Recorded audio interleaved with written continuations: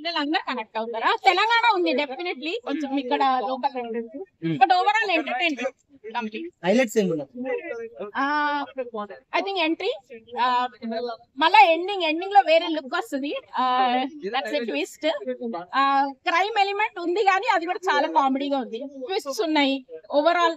And పాపం he's always a victim. అమ్మాయిలంతా ఒక పెద్ద విలన్స్ లాగా చూపించారు. అందుకే అబ్బాయిలు బాగా అసలు లేడీగా మీరు ఎలా ఫీల్ అయ్యారు? ఐ లవ్ ఇట్ అండి.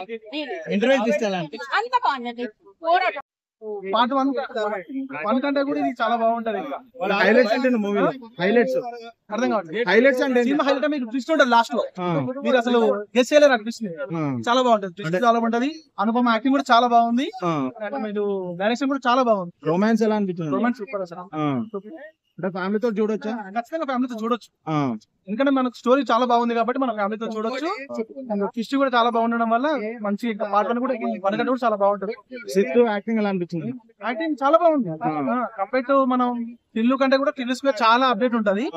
చాలా క్వాలిటీ ఉంది. క్వాంటిటీ కూడా చాలా బాగుంది. డీజెటీలో యాక్టింగ్ అయితే ఘోరంగా ఉన్నది.